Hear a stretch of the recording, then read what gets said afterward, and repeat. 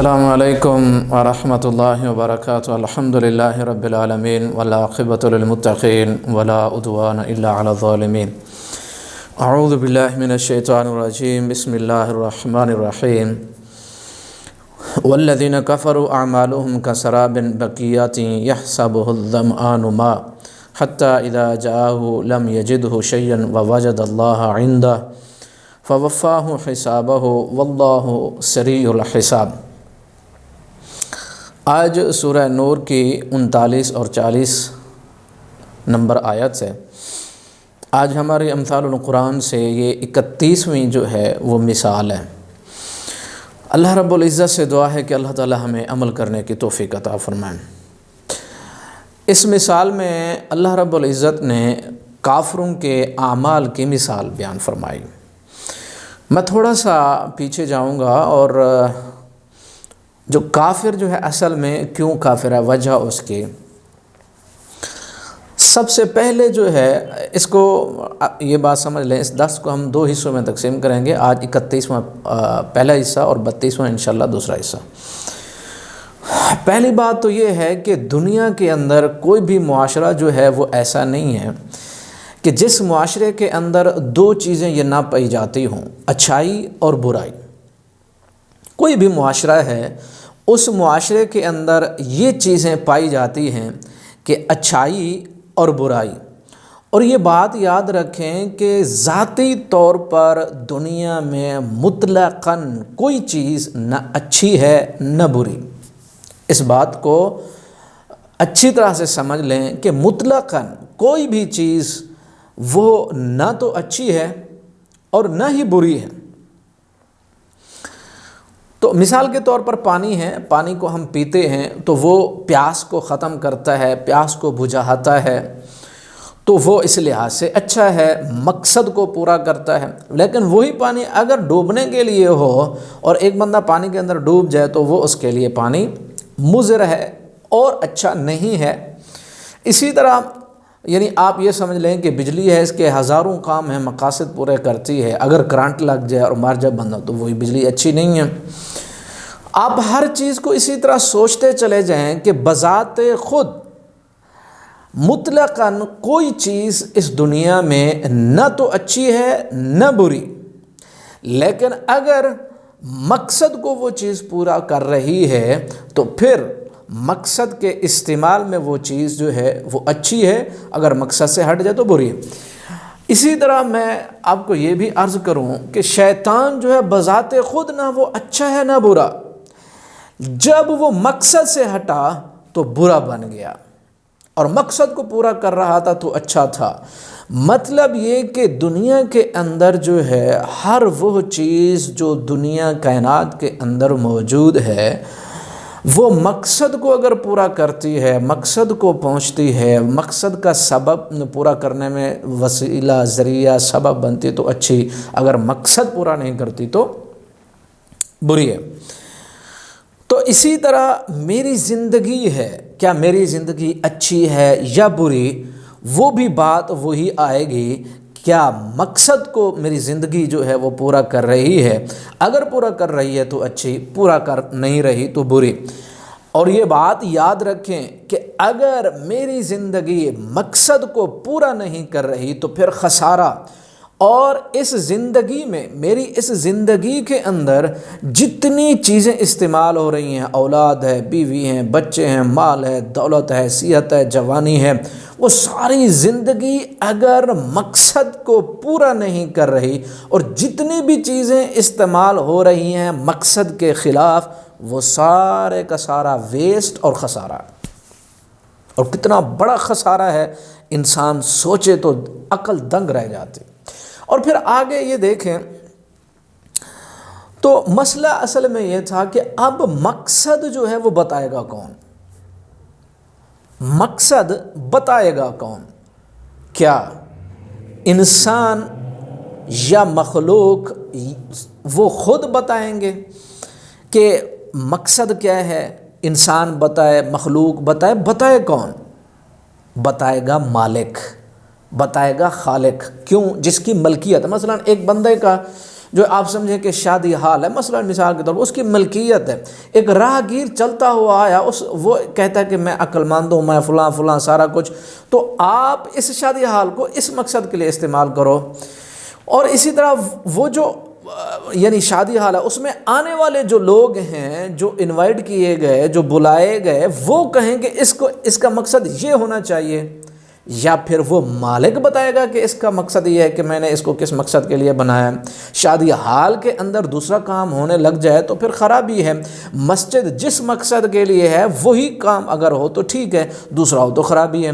تو مطلب جو مالک ہے اس حال کا، وہ بتائے گا کہ میں نے اس حال کو بنایا کس لیے۔ ایک بات یاد رکھیں کہ کوئی بھی چیز کی بناوٹ، اس کی تخلیق، اس کا خلق ہونا، اس کا بننا، وہ بعد میں آتا ہے، مقصد پہلے موجود ہوتا ہے، مقصد پہلے ہی موجود ہوتا ہے۔ اور یہ جو ساری تخلیق ہے، یہ جو کائنات ہے، یہ جو زمین و آسمان ہے، یہ جو مخلوقات ہے، یہ بنائی گئی بعد میں، مقصد اس کا پہلے موجود تھا، اور پھر مقصد کے تحت یہ ساری مخلوقات ہوتی ہیں، اور مقصد کے اوپر ہی کائنات میں مخلوق اور اس کے پاس جو نعمتیں، جو ہر قسم کی یعنی وافر مقدار میں نعمتیں، آسائشیں، ساری چیزیں وہ مقصد پہ قربان ہوں گی، نہ کہ مقصد اس کائنات پہ قربان ہوگا۔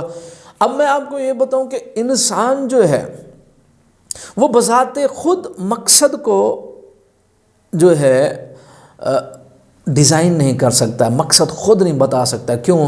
کیونکہ اس مخلوق کا ایک خالق ہے، وہی مالک ہے، دنیا کا، کائنات کا، انسان کا، مخلوقات کا رب العالمین ہے، تو وہ بتائے گا مقصد زندگی انسان کا کیا ہے۔ اور اسی مقصد کے تحت اگر میری زندگی گزرتی ہے تو پھر میں جو ہے وہ اچھا ہوں، میری زندگی میں آنے والی ہر چیز جو مقصد کے مطابق استعمال ہو رہی ہے تو وہ اچھی ہے۔ اگر میری زندگی مقصد کے، خالق کے مقصد کے خلاف استعمال ہو رہی ہے تو وہ جتنی بھی چیزیں، جتنی بھی عمریں، جتنے بھی سال، جتنی بھی نعمتیں اور جتنے بھی وسائل اور جتنے بھی ذرائع اور اسباب استعمال ہوں گے، خالق کے مقصد کے خلاف ٹوٹل ویسٹ اور خسارہ۔ اور میں یہ آپ کو بتاؤں کہ ایک انسان خالق کے مقصد کے مطابق زندگی بسر کر رہا ہے تو اس کو ہم مسلمان کہتے ہیں، اور مسلمان یعنی وہ سلنڈر ہوا، اس بدنی لحاظ سے بھی، عقل کے لحاظ سے بھی، شعور کے لحاظ سے بھی سلنڈر ہے، خالق کے مقاصد کے مطابق زندگی گزارنے کا ایگریمنٹ جو تھا اس نے سائن کیا، اور دل اور دماغ اور رغبت اور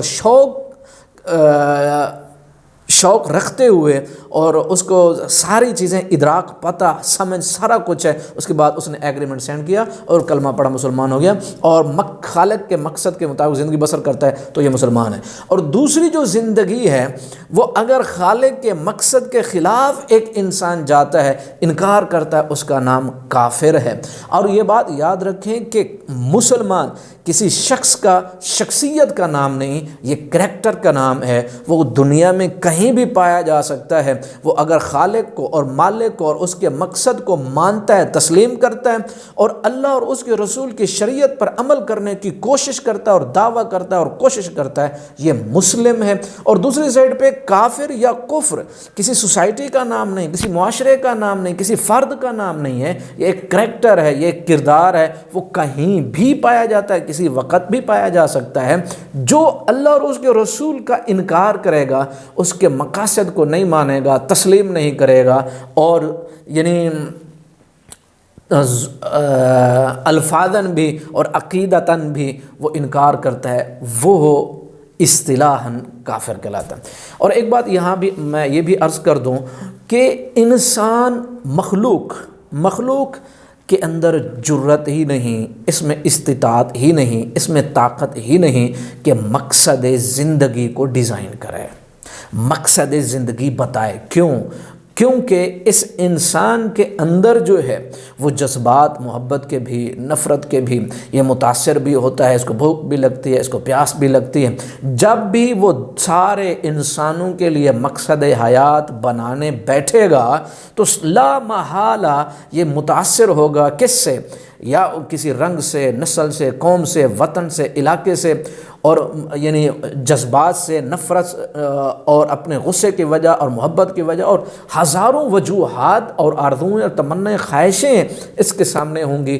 پوری نسل انسانی کے لیے یہ مقصد حیات بنا ہی نہیں سکتا، اس کے اندر استطاعت نہیں ہے۔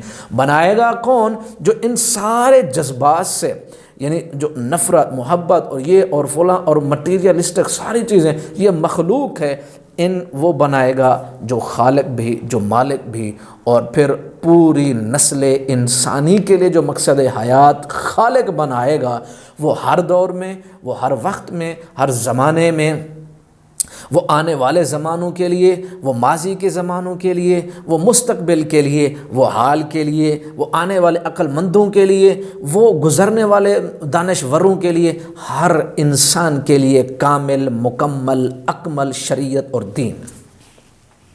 اب ہم آیت پڑھتے ہیں۔ اللہ رب العزت ارشاد فرماتے ہیں، اعوذ باللہ من الشیطان الرجیم، والذین کفروا اعمالهم کسراب بقیۃ یحسبہ الظمآن۔